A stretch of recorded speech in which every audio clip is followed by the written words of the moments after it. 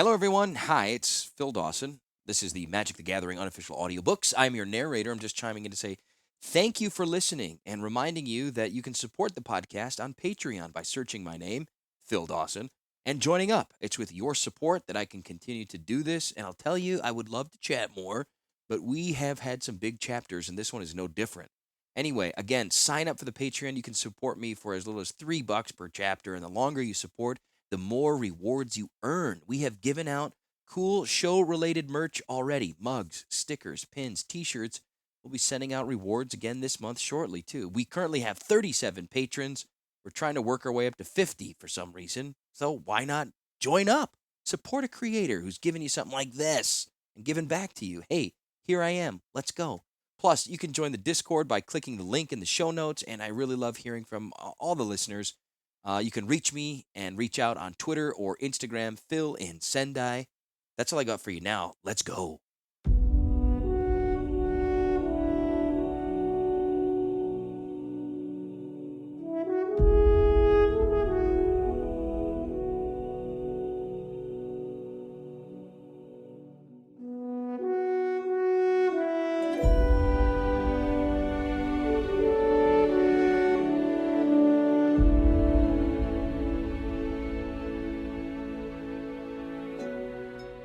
Stark's Tale, Jennifer Clark Wilkes.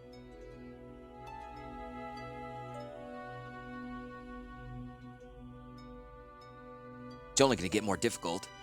Stark sweated and looked meaningful at Gerrard across the elven council table. From here on in, the way to Volrath's full of danger, even worse than what we've just escaped. Still, we have no choice. Gerrard's dark eyes no longer held their twinkle. Volrath not only has Sisay, he has a legacy. If he thinks I'm dead, perhaps he'll let his guard down. His guard is never down, Stark muttered. Then, more audibly, and how are we to leave once you've accomplished your mission, assuming you do? Your navigator's already told us Weatherlight's brand crystal is damaged, destroying any hope of shifting from this plane. There is another way. Vladimir, the glowering elf lord, spoke now for the first time since the Oracle and Vec had proposed this joint campaign against Volrath. Aladamri continued. Within a deep canyon, long way from here, there lies an ancient gateway. Legend says it's a portal to some other world, though none of us know if it's a better place than this. At least it does go elsewhere. As for defeating Volrath, do not forget the many allies who will fight at your side. At least we can realize our dream of escaping this evil. While we take the war to the Evergar's gate, you can enter forgotten passages and find your comrades and your treasure. What passages? Gerrard asked. Nobody told me about those before. Don't be so eager to rush into battle when you're unlikely to win the war. We can win. We will win. We must win. Eladamri folded his arms. There'll be no discussion on this point. He's right about a back way. Sort of. Stark chimed in. It's unbelievably dangerous, but we probably would be able to slip in unnoticed. Convenient piece of information, said Gerrard suspiciously. You planning to tell me this at any point in our way, or do you simply intend to lead us to slaughter? Has he heard something? Stark sweated a bit more. Your mistrust wounds me. You think I'm in a hurry to die? I barely had the opportunity to get our bearings when Predator attacked us. Now I have a better sense of where we are and can more effectively guide you to the heart of Volrath's realm. Go on. Well, with you apparently dead, Volrath will turn his attention to the artifacts he stole. That gives us a chance to move without being noticed. The mountain that covers his stronghold is pierced by furnace vents and tunnels. These passages are narrow and perilous, but they offer access to the fortress if we can navigate them. Let me see if I got the plan straight. You, Gerrard pointed to Aladamri, throw yourself in the front gate by the thousands while we squeeze through some cracks in the mountain with a good chance of burning up being eaten alive. Then, assuming we make it out of there again, we run to a magic portal that could take us somewhere worse? He grinned wryly. So tell me, what's the downside? The War Council wore on long into the night. Not that it was easy to distinguish from Rath's dreary day, especially under the overhang of sky-shroud forest. Stark's mind wandered, and he thought again of Takara caught somewhere in Volrath's dungeons. She was so beautiful, so like her mother. He could not let her end the same way. His wife's death still tore at the heart, and he winced with the pain of it. His thoughts were interrupted as he realized the Oracle was looking at him. Stark had a sense that she was trying to recall something. About him? He felt a trill of disquiet. She and her foolish Vec hoped to bring down Volrath. They really didn't understand what they were dealing with. Surely the only sensible response was to side with the winner. They didn't see that. Only a few like him had the sense to offer their service to this world's masters. But these fools knew who really stood behind Volrath. Stark shuddered, but quickly caught himself as he remembered the Oracle's stare. More than 12 years had passed since Stark had traveled to Jamura on his insidious mission. He had his orders. Disobedience was out of the question. Their displeasure was too horrible to imagine.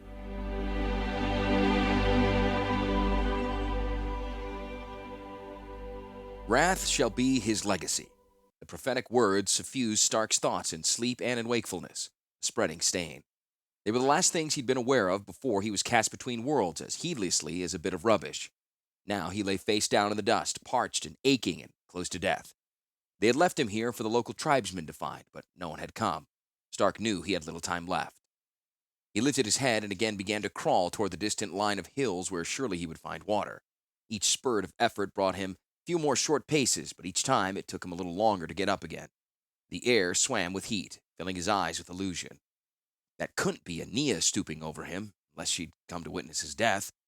Stark awoke with nostrils wrinkling at the fetor of beasts and unwashed clothing. He rested on something soft, and his mouth no longer cracked with thirst. Opening his eyes, the mirror slit, he saw that he lay within a rough tent whose hide panels dimmed the sun's glare to a soothing twilight. Nearby, a figure sat with crossed legs on a mound of skins and worked at something unseen in his hands.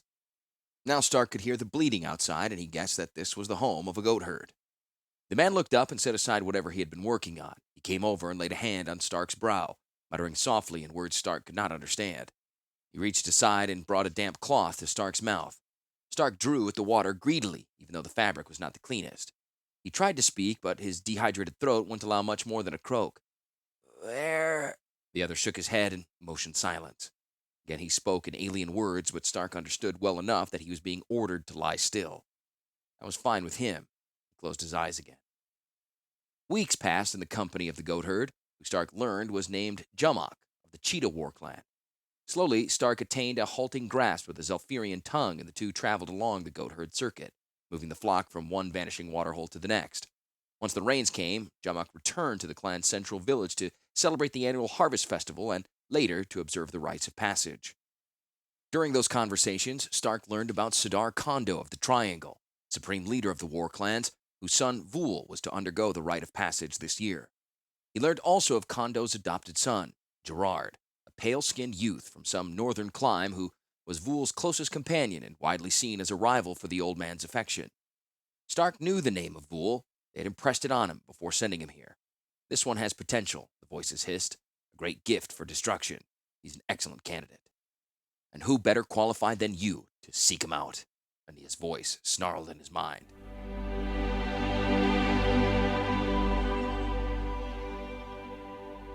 Stark's memories yielded to the present when the council finally broke up with a general agreement to take the war to Volrath.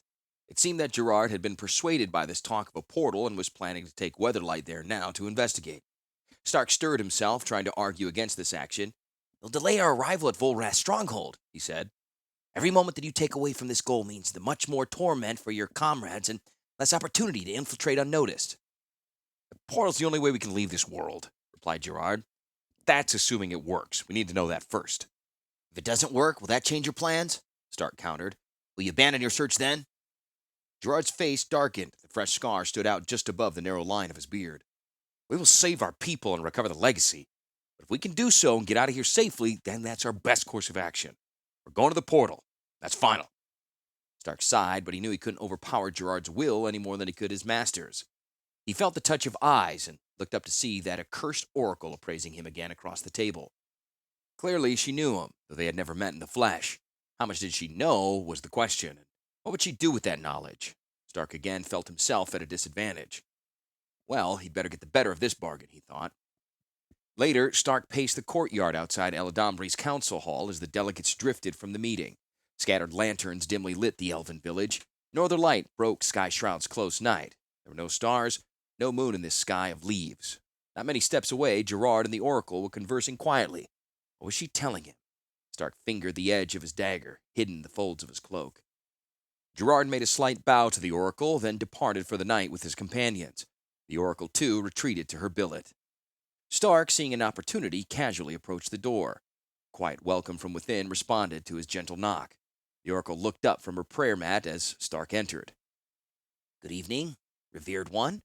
Starke painted an appropriately respectful look on his features. "Good evening to you as well, child." The oracle's eyes crinkled in a concerned smile.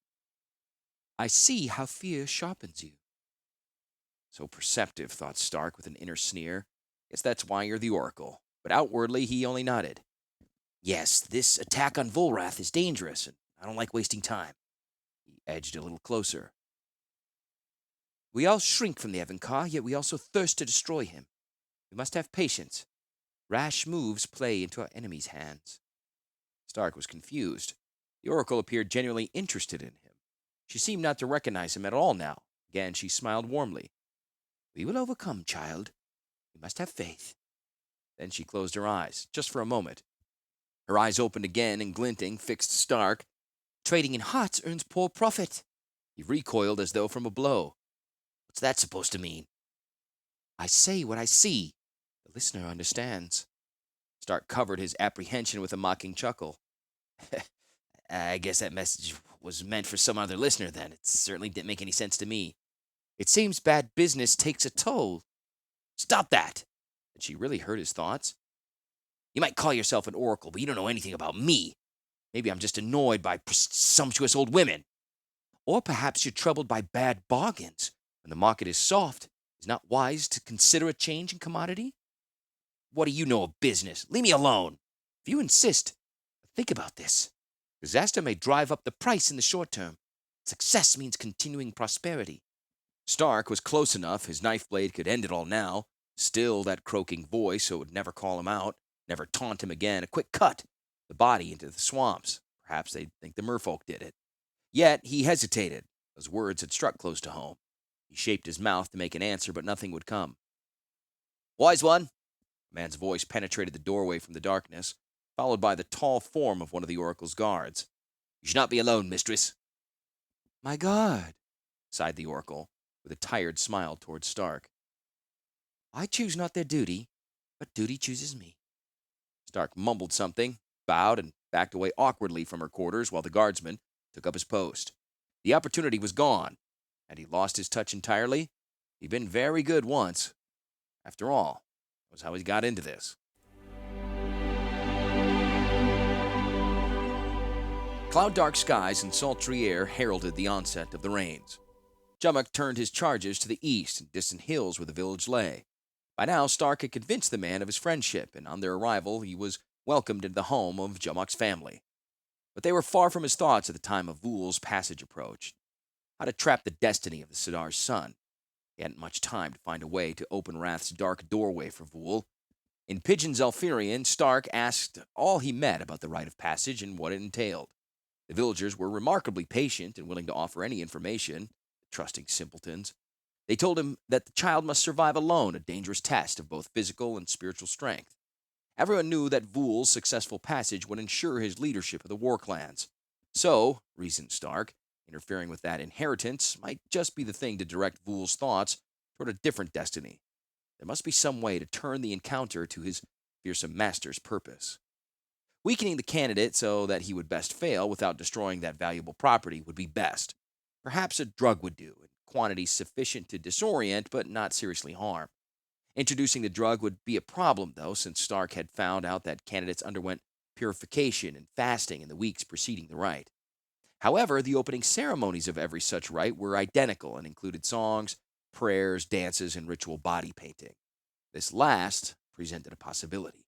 Getting someone to consume poison wasn't as easy as the storytellers would have you believe, but paint, who would suspect that medium, and who would notice in the midst of the general merrymaking?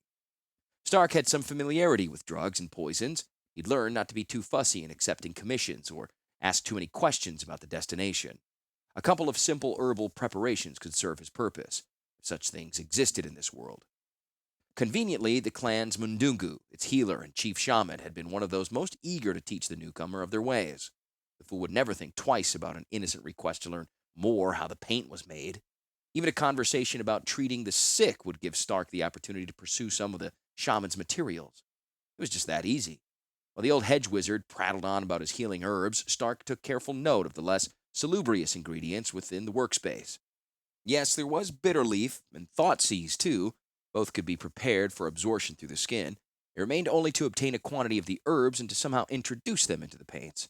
But that too was simple, for no one here thought to lock their doors against thieves. They wouldn't last 5 minutes on Rath, thought Stark, or even the dirt is an enemy. It was child's play to sneak into the workshop in the dying hour, that time of the night when souls' ties were weakest, and gather a few of the precious leaves and roots. And another tutorial while the Mundugu mixed his paints offered Stark the opportunity he needed. This wasn't so different from his commission for the Eel Core client.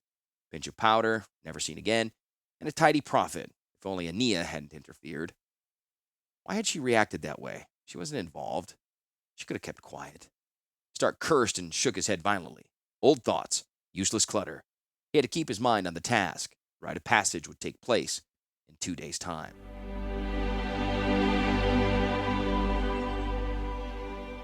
Two days had passed since the War Council's conclusion. Weatherlight sailed over the eyeless root-water depths and into the empty lands beyond. Day and night passed in equal drear until at last the ground began to crack like raw skin.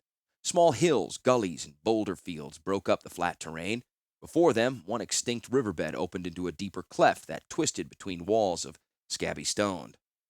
"Must be the place," murmured Gerrard absently as he stood at the ship's bow. "I must protest against this delay," said Stark. "Volrath is strengthening his forces and growing more ambitious. Every minute makes us that much more vulnerable." "I know." Gerard's voice held a tire edge. "We have no other choice. We're not turning back now." Rage flared in Stark, the arrogance of the man. His voice grew more insistent. "Have you thought about how to operate this portal? It's ancient, foreign magic. Can we afford to take the time to figure out its workings?" "I just have to worry about that when we get there. Complaining won't make things easier. We do have a wizard with us, Urtai." Gerrard winced faintly as he indicated the fair-haired youth. "Maybe he can find a way to activate it." Urtai didn't notice Gerrard's expression. He stood straighter at the mention of his name. His eyes gleamed, and he spoke up confidently. "Gerrard respects my talents. There's no device whose mysteries can elude me for long." "Bold words. We'll see," grumbled Stark. "Meanwhile," said Gerrard pointedly, "you might think of ways for us to approach the stronghold safely. You're the expert, after all." Stark wondered if Gerrard knew where his expertise lay. Each year when the rains tapered, bringing the sort of springtime to the Jamoran plains, the war clans repeated their timeless acknowledgement of life's wheel. The harvest was past, and the young had come of age. Dawn came early now, and there was a promise of warm weather as the ceremonial day began. The village was a bustle before the sun cracked the clouds. The smell of bread and roasting meats and sweet brew crept among the houses. There would be great feasting this day, after the trial of the Sidar's son, who would share in the celebration once he was a man. Stark traveled about the public spaces, greeting friends with an open smile, but searching every unknown face for the ones he sought.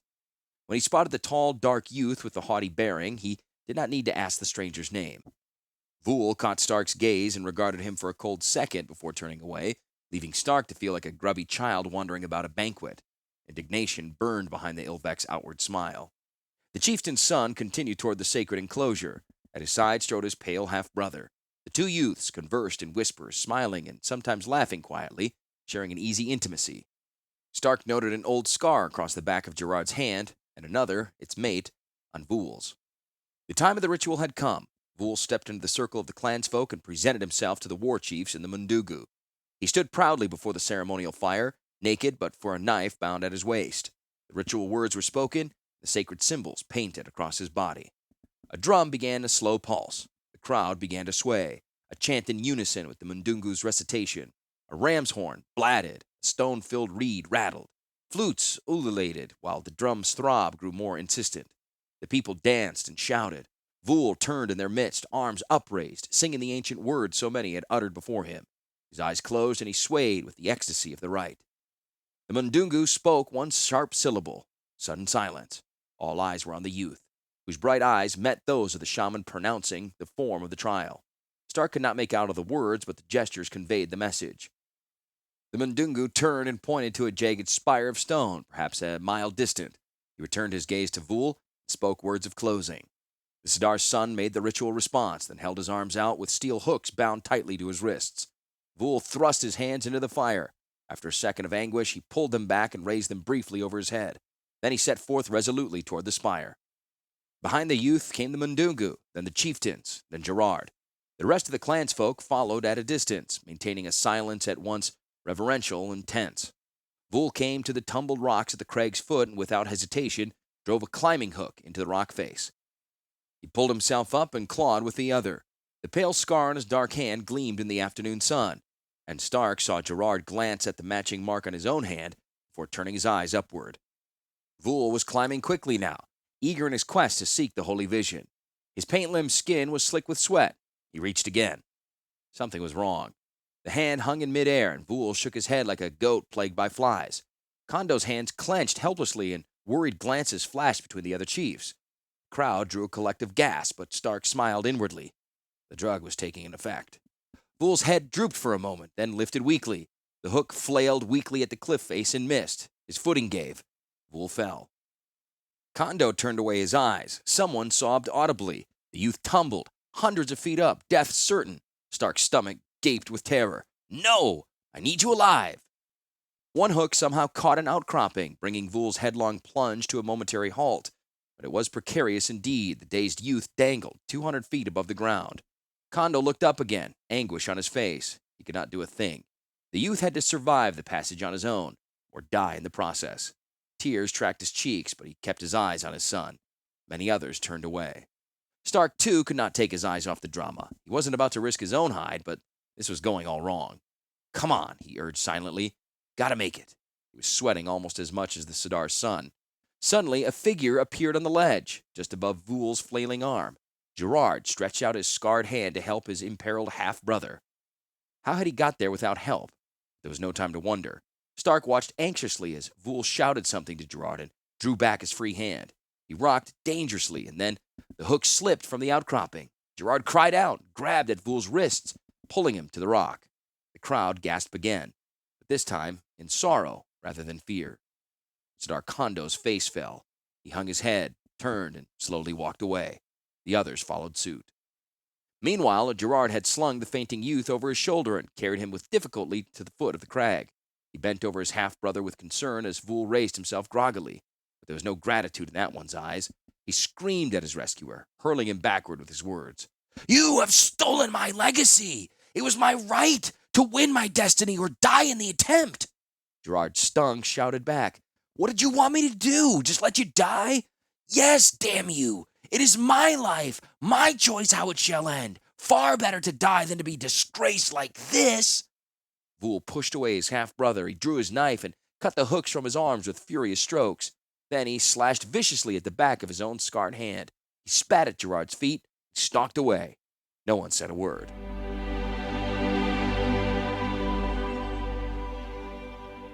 The stony face stared wordlessly into Starke. Below the sculpture surmounting the portal's arch and the tethered Weatherlight, two figures studied the gateway's carvings. Starke could see them waving their arms, the young wizard's excitement obvious. The Samite healer, Orem, was nodding her head thoughtfully and seemed to be asking questions. At one point there was a flash, and Ertai actually sprang into the air. Finally, Orem made a gesture of approval and returned to the ship, while Ertai continued to run his fingers over the walls. "Ertai believes he has the ability to open this portal," the healer reported. "However, it will take some time. The symbols are very ancient, and, as Erzai has discovered, do not react well to random meddling." She stifled a chuckle. "So Ertai suggests that he remain here to study the runes and learn how to properly activate the device." "We may be gone quite a while, and we don't know how safe it is here," pointed out Starke. "Wouldn't we be better served by having a wizard with us as we enter the stronghold?" "We can't get the portal open, and won't make much difference what happens there," said Gerrard. "I agree, though, that we don't know how safe it is here." "Well, you know Ertai," Orem smiled. The rest rolled their eyes. "He's very confident of his ability and assures me that he can take care of himself." "How will we know if he succeeds?" Starke pressed. "We'll know if he's done it when we come back. There'll be good cause to worry if we bounce off that door." Gerard's lips twitched in a faint smile. "Meanwhile, I think this is the best option we have. We'll spend the rest of today here getting Ertai set up with the supplies he needs and cast off in the morning. Make sure to post a guard with him overnight." He turned to face Starke. This is where we need your help the most. Here on, you're the only information we have about the stronghold and the approach to it. It's very dangerous, as I said before, Stark replied. Things are going to be even trickier since we took this side trip. However, the rear entrance is unlikely to be guarded, especially with the elves and Vec providing a distraction. But the peril is great. To be honest, I don't know if the ship will fit through all of the openings. We could lose some of the crew. But attempting the main gate is certain death for everyone. I need to know everything you can tell me, but first I need to know what heading we should take. Stark considered. Destiny lay before him and behind. The stunned clansfolk were making their way back to the village in mumbling groups. But at the moment of Vul's disgrace, Stark had felt what he'd been sent to retrieve, a powerful presence, potential advantage. He chose a different route, tracing the young Jamuran's angry path away from the cliff and clan. The tall figure was no longer visible, but he had left tracks in the drying mud of the plains.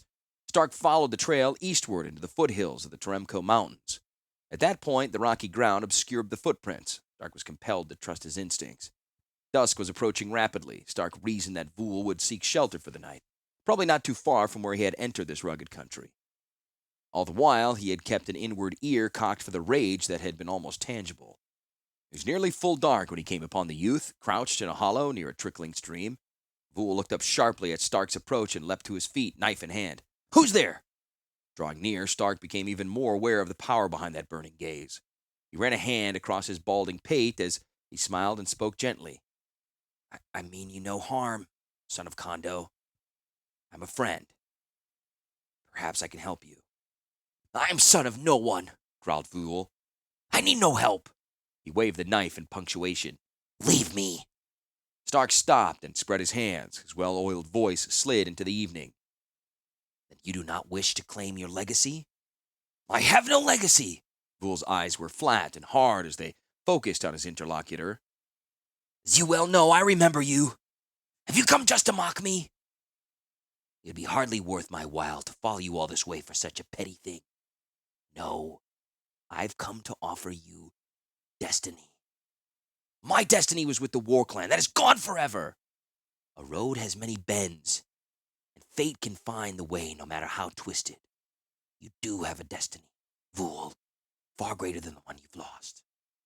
"The only destiny I wanted I cannot have." Vul turned away.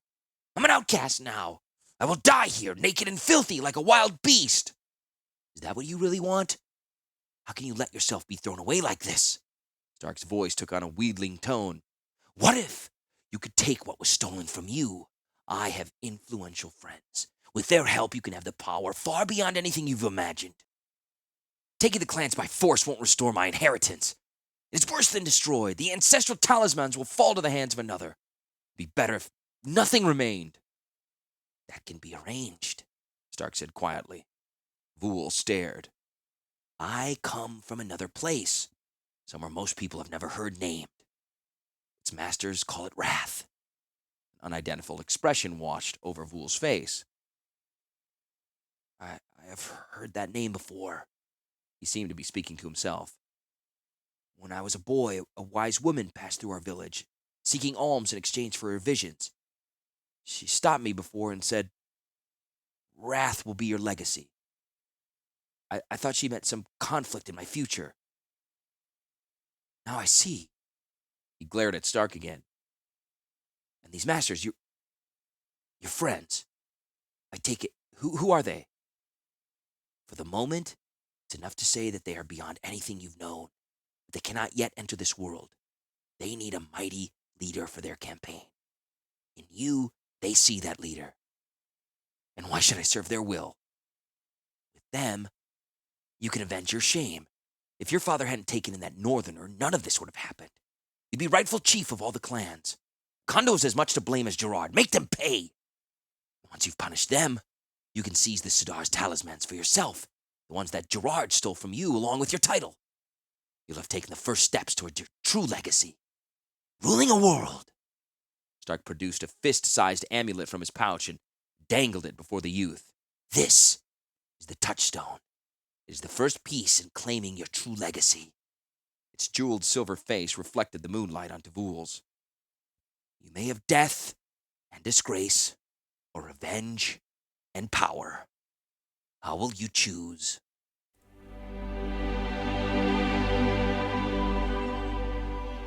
Gerrard had considered Starke's advice and given his orders to the helmsman. Weatherlight headed south, then west toward the dreadful heart of Rath. The fuming mountain rose to starboard, perhaps 30 leagues away from Weatherlight. Even at this distance, it seemed to claw the wounded sky. A weird glow lit its peak and cast wriggling shadows on the tortured land about its feet. As they looked at it, Stark spoke to Gerrard. That is the hub, the center of Rath, where Volrath's stronghold lies. The world flows out of that mountain. You say the passage is on the south face? Yes, we should drop down as far as we can. There are usually sentries about, though they mainly watch the front entrance. To approach, we'll have to pass through the area where the stronghold's furnace exhausts, a nasty mix of sludge and ash called the Cinder Marsh. Some things live there, but they're crawling beasts. They aren't dangerous as long as we keep off the ground. At least Stark hopes so. Once past there, the going's much stickier. We'll have to get into the exhaust vents. A few of them are wide enough to admit the ship, but the inner passage can get very narrow. I'm also less sure about what we'll meet there. Some things I do know of, other things I've only heard about. One peril I do know of is the slivers. There's a great nest of the things. I've seen them before, but I don't know much about them other than the more there are, the stronger each becomes. Gerrard was thoughtful. The same is true of the legacy. Perhaps we can use the same tactics as Volrath. What else? As I said before, this is where the stronghold dumps its wastes. There are slag heaps, furnaces, and other things whose nature I can't even guess at. I've spent some time here, but I was not privy to every secret. We'll have to be on the lookout for anything. Gerrard ordered the change in course. He looked grim. If that's the back door, then I hope for their sake that the elves in Vec have changed their minds about attacking the front gate.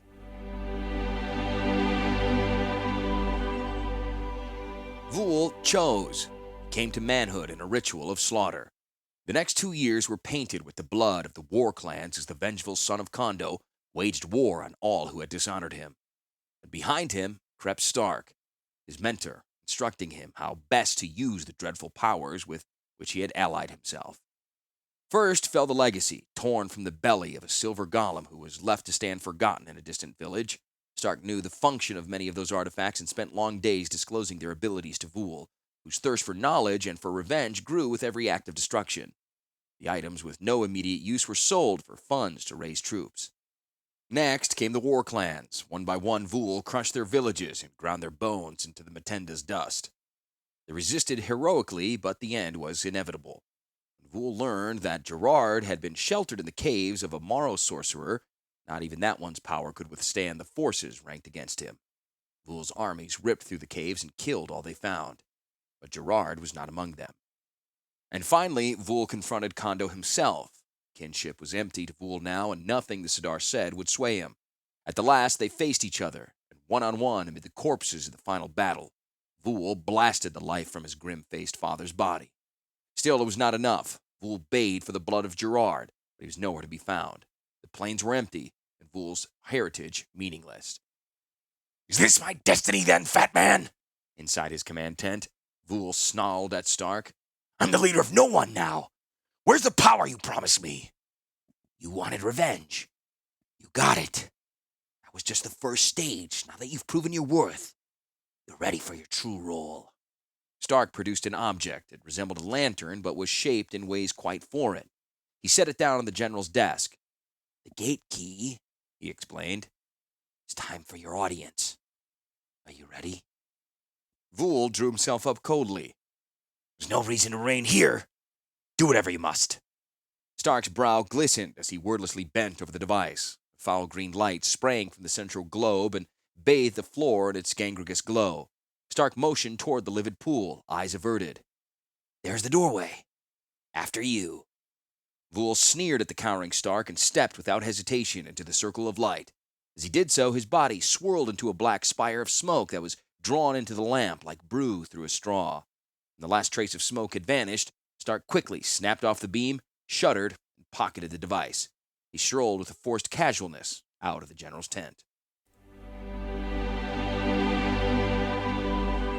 Weatherlight glided slowly over the cinder marsh. The ground below seemed indistinct. It heaved like something alive, and from time to time a sparkling shower sprayed across its surface. The sludge was punctuated by chimney-like growths that occasionally spouted ash and gobbets of molten metal. "This whole place could use a good coating of sand," muttered Miri. The cat warrior looked disgustingly over the ship's side. "We should pass through here safely enough unless we get forced down to surface level," Starke said, sounding more confident than he felt. "We should make for that inactive chimney ahead. It's a good-sized one, and we'll need that to get inside." The ship moved to the lip of the fearsome vent, but unlike the others, its maw was cold and dark. The helmsman's face was white as paper, but he obeyed Gerrard's command to steer Weatherlight into the gaping pit. Slowly, the ship dropped into the shaft. Sailors swarmed over the deck, lighting lamps fore and aft to lessen the gloom somewhat. Starke, Gerrard, and Miri watched in silence as the blackened chimney walls slid past. The passage narrowed to a tight tunnel, sometimes so straight that the ship's masts nearly scraped its walls. Yet it admitted them. The mountain's mass seemed to be aware of their presence, but for the moment was indifferent. The tunnel became a winding duct, uncomfortably reminiscent of intestines. Navigation now became an intricate process of climbing, sinking, banking, and yawing. Hannah stared ahead, straining her eyes against the darkness. "How far is it to these slivers?" Gerrard asked in a whisper. The closeness of the place seemed to demand quiet. "They live in the ventilation ducts of the fortress, which branch off the passages we're traveling through. We should be especially watchful from now on." Gerrard spoke to Miri. "Put the crew on battle alert. We could be attacked at any time." She nodded and went aft, tail twitching and bristling in anticipation of combat. As Weatherlight painfully rounded another bend, the walls spread into a cavern. At the same time, an insistent pounding filled the air like a rush of blood in the ears before sleep. Gerrard looked about. "What's that sound?" "It must be," but Starke didn't get a chance to finish. From all sides of Weatherlight burst clusters of reddish creatures. They looked like needles, but sported bird-like beaks and insectoid build. They flung themselves from the cave walls and shot toward the ship. The slashing beasts were among the crew almost before swords could be lifted. Gerrard shouted frantic orders and hacked at the nearest one. Barely had the crew engaged the first wave when the ship shuddered under an assault by bulky, toothed versions of the creatures.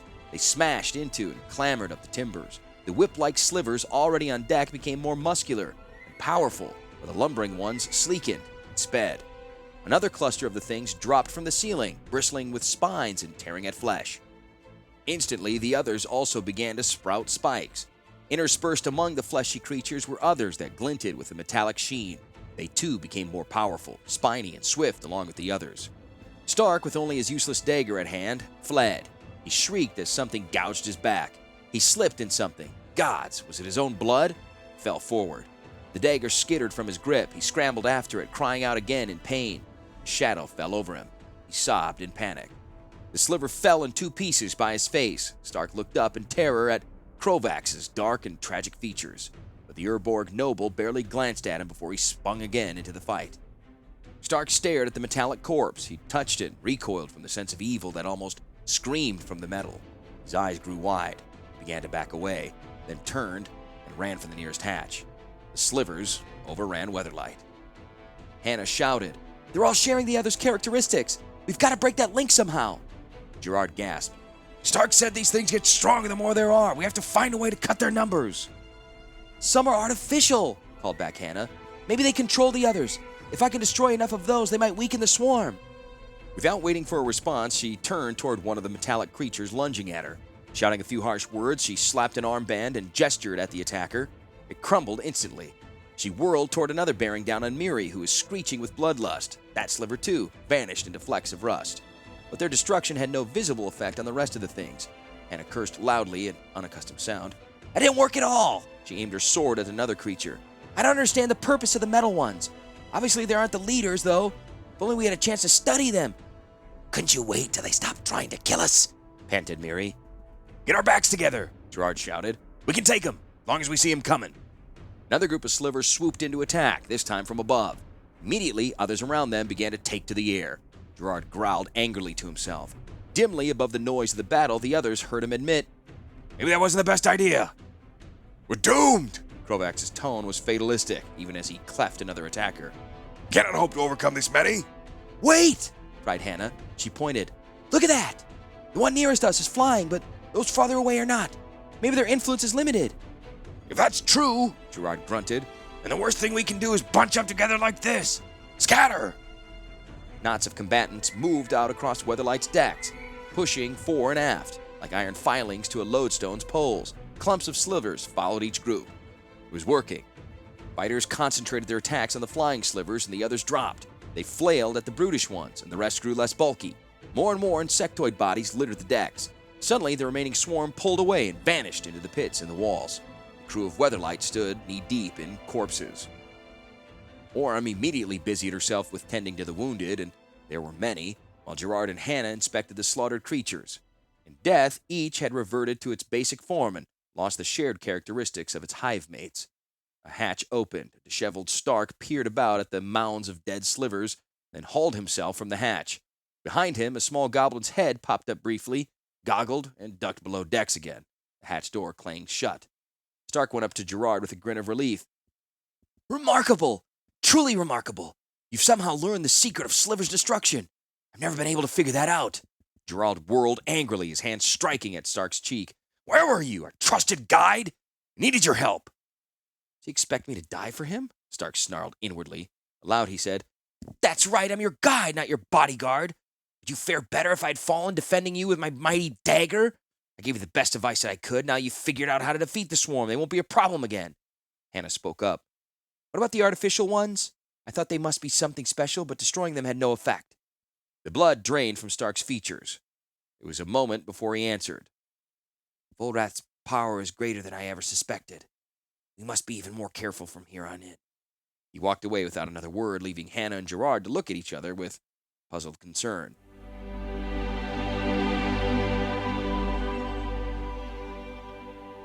His duty discharged, Stark hurried away from Vool's encampment. The otherworldly lamp he smashed with a rock, burying its remains. Never would they use it to drag him back. He crossed the devastated plains as quickly as he could, following the great Femoref trade road to the sea. Get as far from here as he could, that was the idea. Maybe they'd lose track of him and leave him alone at last. He felt a guilty pain for leaving Takara behind. She'd raged and wept and pounded his chest with helpless fists. The look of abandonment on her face was almost more than Stark could stand. But she did listen, eventually, and went reluctantly to stay with the family of Ania's brother in the doll village of Corin. At least she'd be safe there. The gods alone knew it would never do to have them know of Takara's existence. Bad enough they had learned of her mother's end and how Stark had demonstrated useful abilities. His usefulness was at an end now, and he didn't need to ask what his fate would be. He could afford to leave no trace. A month later, he paced the streets of another in an endless string of wretched dockside towns. Stark headed for the dingy inn he'd seen from the docks. It would do until he had his chance to scout out the land and perhaps this time locate a wealthy patron. Too exhausted to consider a meal in the dreary hall, he went straight to his room and bed. He started from sleep at a scratching sound. Listening again, he realized that the scrabbling was intended to be a knock at his door. It was the most timid example he'd ever heard. Dagger in hand, Stark wrapped his nightshirt about him and moved to the door. Who's there? Please, sir, I have a message for you, sir. The voice seemed to be that of a child, boy or girl, Stark could not tell. What is it? I don't know, sir. It's all wrapped up. Fine, then. Just slip it under the door. I can't, sir. It won't fit. Then open it up and tell me what it says. After a long silence, Well? I wouldn't know what it says, sir. The tiny voice was even smaller. Never learned my letters.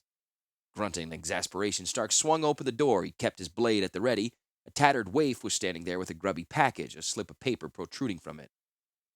Well then, he forced a smile. Let's see what we have here, Stark pulled out the slip of paper and raised it to his eyes and screamed as his gaze was drawn across the mystic script. The room swirled away behind him, and the stench of tortured metal filled his senses. Stark was lying on his back in a vast hall. Above him, sprawling across a cruel throne crafted of unearthly metal, loomed a hideous figure. Once, perhaps it had been human, but now it was twisted beyond recognition. Fleshy, horn-like flaps framed the pallid face, and plates of weird metal cased its body like armor. Old friend, it is so good to see you again. I have missed you. The figure smiled, and Stark wished he'd been looking somewhere else, but he recognized the voice, altered though it was. Stark sputtered as he struggled to his knees. Fool? Is that you? The horror chuckled. There is no fool. That name died with a stolen destiny. Remember? The one you helped to steal? Stark cringed, Oh yes. said the other, and there was no smile now. I have learned a lot since we parted ways. Your friends have much to tell me. I wish you could have been there. I really didn't mean to come. Something went wrong. Be silent! The ground beneath Stark heaved like a beast stirring from sleep, knocking him to his belly. I am not interested in your story. Fine, though I'm sure it is. You will pay proper respect. Do you think it was an easy thing to win an entire world? I suffered for eternities. I abandoned my flesh as well as my soul to wrest the throne. I had to challenge my predecessor. I prevailed, though at great cost. How do you like my insignia of office? Fool is dead. I am Volrath. This world answers to me. Stark trembled and pressed his face against the squirming floor. He dared not speak. Still, you have done me a favor, little man. Here is power beyond my dreaming. In that, at least you did not lie. My destiny, however, is not quite complete. It seems your associates have need of certain ingredients, and they have charged me with obtaining them. I know that my loyal friend and mentor Stark will be eager to help me in this quest. Stark raised eyes trembling from the floor. Me? Who else is so well qualified? The words crushed Stark's face to the floor once more. Again, he saw Ania's face, her eyes even more terrible than Volrath's. You have proven yourself capable of anything. So began a new cycle of servitude, discovery, and terror. Stark was at once the Evankar's chamberlain and his whipping boy. There was no way to tell which role he would fulfill at any given moment. Volrath often sent Stark on trivial errands within the stronghold, a place much like the memory of Ania's death, at once frightening and horribly fascinating. Around every corner was something even more ugly than the last. Oversized insects prowled the vents. Clots of Mogs and their taskmasters blocked most corridors. Sometimes a stronghold guard swept past, animate shadow and ornate armor. The oozing flowstone constantly altered the pathways so that no landmarks remained for long. But these expeditions, unnerving though as they were, caused Stark far less terror than the external tasks the Evankar charged him with. Too often he was compelled to walk the stinking deck of Predator with its glowering commander and barbarian crew, raiding for treasure and experimental subjects or pressing villagers into Volrath's service. He prayed Takara hadn't seen him when the ship lowered over Corrin's sky. Worse yet, sometimes he was sent out of Rath again in search of Gerrard or clues to the legacy. There was no satisfying Volrath. He was suspicious and impatient, and even when Stark brought him the commanded prizes, they were never quite what he wanted. Volrath found fault in everything Stark did. There was no chance to escape this time. Despite Stark's efforts, Volrath had found his dear Takara. Now she was trapped in the Evankar's dungeons, the final indignity, the end of every bargain.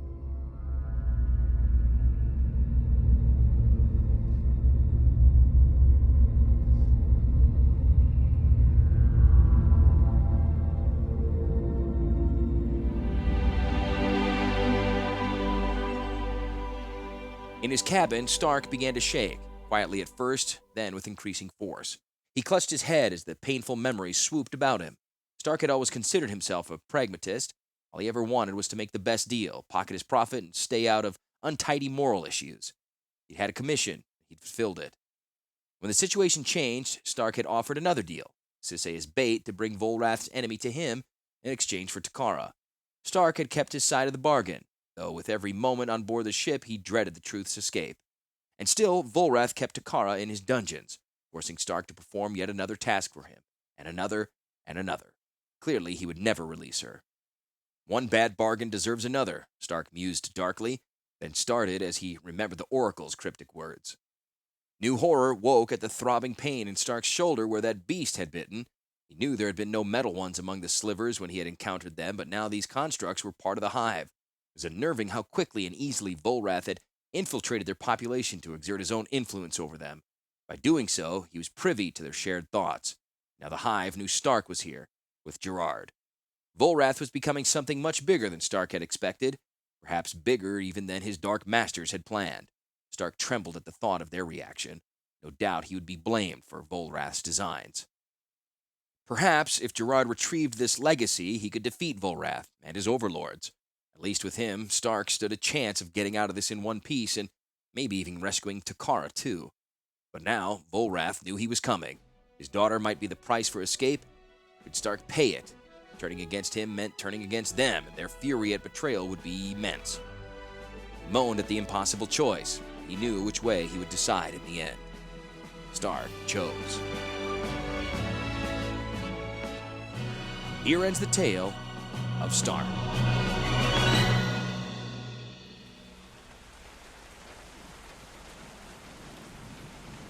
A dark room.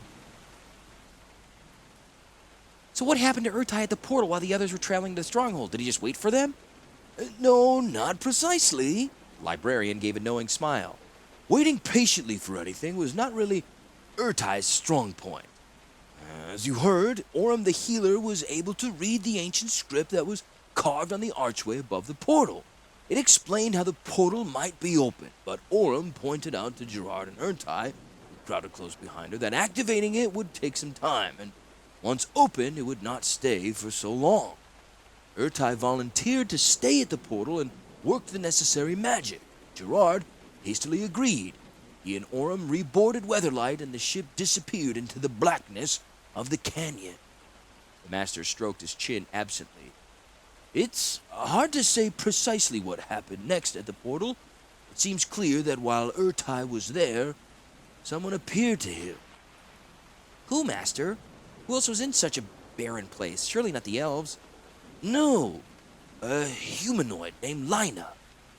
She evidently told him she was a Soltari, a race of people pulled through the portal into Rath years before, together with their enemies, the Dothi, and another group caught in the conflict, the Thalikos. These peoples, she told the young wizard, were unable to react with the real world. Rather, they existed in its shadows. In this form, they continued their war on one another as ghosts upon the field of souls. Ilcaster tapped his chin thoughtfully, unconsciously imitating the librarian. Eternal war of ghosts. Sounds like a fairy tale. It does a bit, agreed the master. For the Soltari, it was all too real, a never-ending torment. In the presence of Weatherlight and her crew, she saw the salvation of her people. It would seem she and Urtai struck a bargain. She and the Soltari would help him to open the portal if he would agree to let them pass through it. She told him other things about Rath, but her words were cryptic and riddling. And when Urtai impatiently asked her to explain herself so that a normal person could understand, she was evidently unable to do so. Ilcaster paused in his sorting through the papers. They were neatly stacked in heaps before him, and he picked up a roll of twine to begin bundling them. Master, What is it, boy? why do you say evidently and seem? Don't we know what happened from Urtai's account? Urtai did not leave an account of this part of the voyage. Why not? All in good time, boy. Not so impatient. Hurry, hurry, that's all you young folk do. Just take my word for it, that while Urtai was at the portal talking to Lina, Weatherlight had entered a long tunnel leading to the stronghold, Volrath's fortress, set in the middle of a hollow mountain. Ilcaster shuddered. Stronghold sounds like a horrible place. The master grunted. Yes, was. You could imagine any place that held such a being as Volrath would be. I don't completely understand, Master. What exactly did this stronghold look like? The librarian fumbled among the papers remaining in the chest and finally pulled forth a crumpled and grubby parchment. Here's a drawing that Orem made of Stronghold. Might not be entirely accurate, though. Remember, the crew only saw parts of the whole thing. Ilcaster bent eagerly over the document, his eyes straining in the faint candlelight. I think I see. Here's the mountain, and here's the stronghold right inside of it. What's that below it, though? A city. Ilcaster's mouth formed a small O. mountain was big enough to fit a whole city inside it? And it was indeed, boy. The mountain of Volrath's stronghold was 3 miles high. The stronghold itself was 1.5 miles in height. The cone of the mountain touched the sky. Ilcaster was plainly more impressed with this detail than with anything thus far in his master's story. Who would build such a thing? He finally asked. Was it Volrath? The librarian shook his head. No. In fact, not even Volrath had the power to create such a vast construct. Where it came from, none had ever said. It was mighty beyond human conception, that much is sure. And now Weatherlight is on its way to that place? The master nodded. Yes. You see, they had to approach it down this long passageway to avoid being seen. But, Master, what's this mean? Furnace of Rath?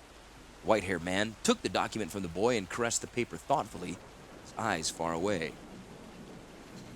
Orm's account is not entirely clear. She writes of traveling through twisting tunnels of rock barely large enough for the ship to edge its way along. She says they emerged above a place where geysers of flame spewed into the sky and lightning flashed from above and below, filling the cavern with fire and light.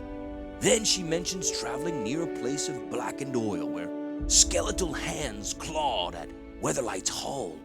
The old man worked his lips in and out in thought. Perhaps that place of flames was the Furnace of Rath. The second place, I'm not sure, maybe. There was a pause, then Ilcaster said gently, Go on, Master. There's a reference in another document. The librarian shuffled among the papers next to the chest. Yes, here it is. The death pits. That must have been the place with the skeleton. They got through? The boy said solemnly. Oh, yes, they got through. But their trials were not at an end.